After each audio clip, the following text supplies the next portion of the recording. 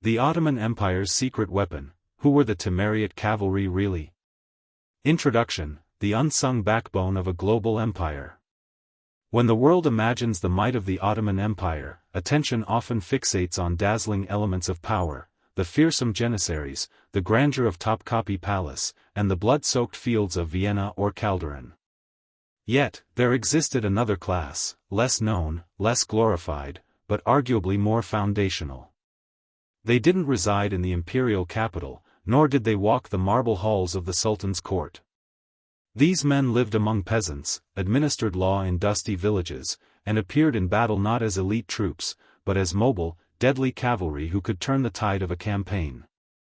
They were the Timariots, provincial cavalrymen who, for nearly 4 centuries, embodied the administrative, military, and socio-economic infrastructure of the empire's heartland. Their role was neither purely military nor civil, but something far more complex, a fusion of soldier, tax collector, landlord, and imperial agent. The story of the Timariot cavalry is not merely the tale of a fighting force, it is the story of how the Ottoman Empire governed, expanded, and sustained itself for centuries across 3 continents. The origins, from frontier warriors to institutionalized cavalry. The roots of the Timariot system can be traced back to the early days of the Ottoman Beylik in the late 13th and early 14th centuries, when Osman Gazi and his successors expanded into the lands of the crumbling Byzantine Empire.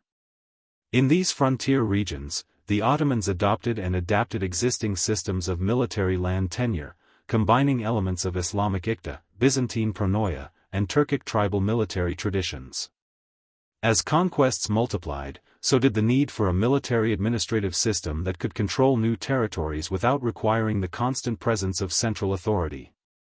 The Timar system, based on granting land revenues in exchange for military service, was institutionalized under Sultan Murad I and refined through the reigns of Bayezid I and Mehmed the Conqueror. The word Timar means care or maintenance in Arabic, and that was precisely the point. The Sultan granted the care of a land parcel to a cavalryman, Sipahi, under the condition that he provide for it, and for the empire, by way of loyalty, governance, and arms. The structure of the Timar system. Timars were not privately owned land in the Western European feudal sense. They remained the property of the state, or more precisely, the Sultan as the ultimate sovereign. The Timariot did not own the land itself but had the usufruct rights, the right to collect revenues from peasant production on that land, primarily in the form of agricultural taxes. Timars were categorized according to their revenue.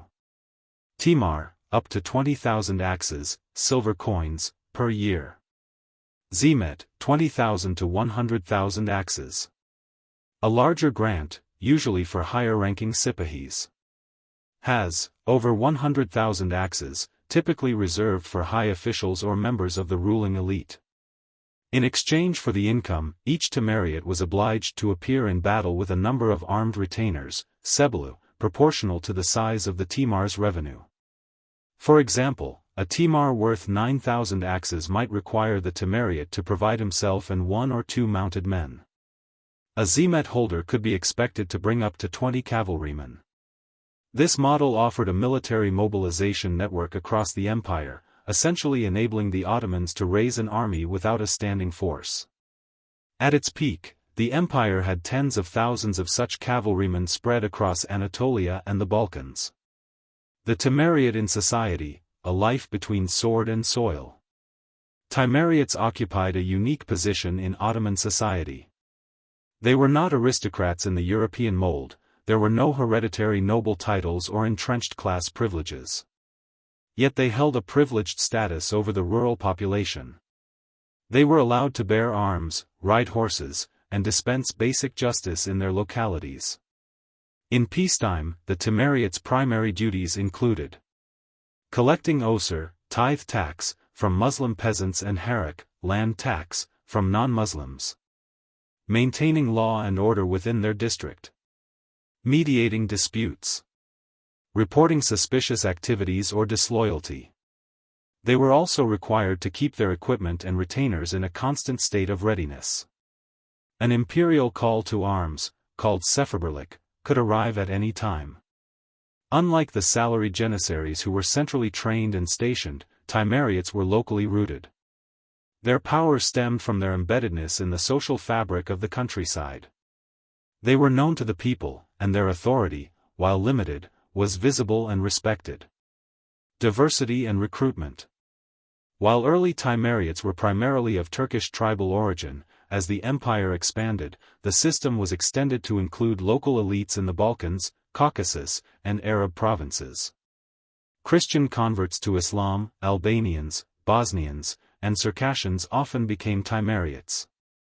This inclusion served both military and political purposes. It neutralized potential sources of resistance and co-opted regional leadership into the Ottoman fold. The Timariot class was ideally meritocratic. Brave and loyal soldiers who performed well in battle could be granted Timars. Theoretically, even a common soldier could rise.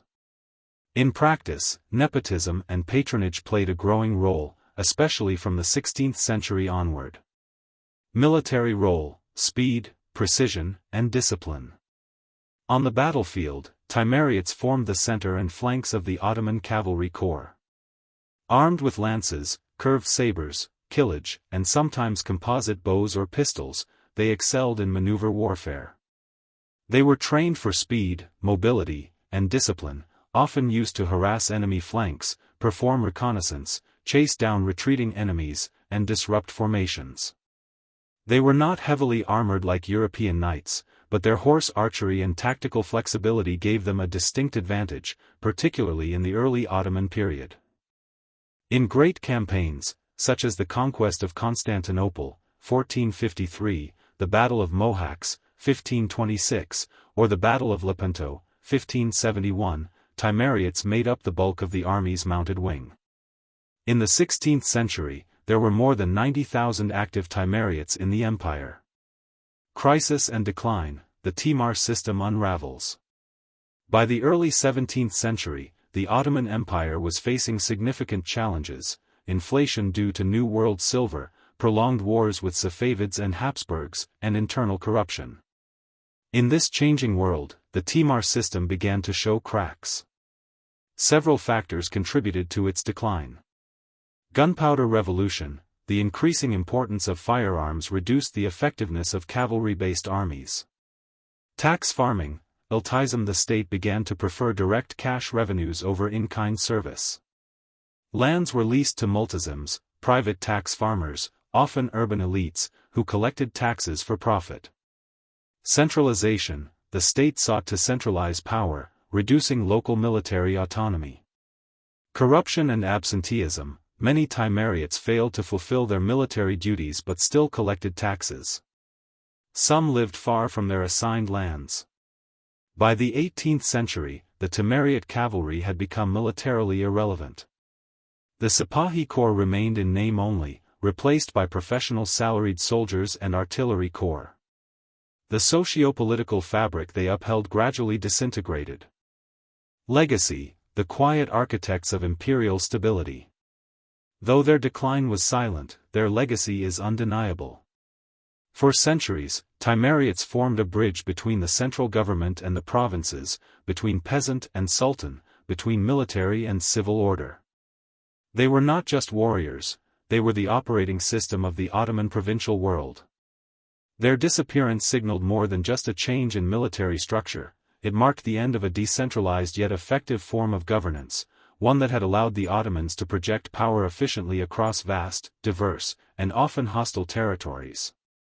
The fall of the Timariot system didn't bring the empire down overnight, but it weakened its foundation, especially in the provinces where central control was least stable.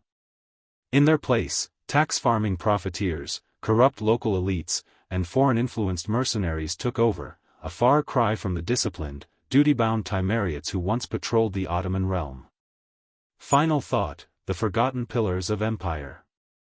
The Timariot cavalry may never become the subject of popular dramas or video games. They built no castles, wore no golden armor, and rarely left behind personal memoirs. Yet, their influence on the structure, longevity, and governance of the Ottoman Empire was immense.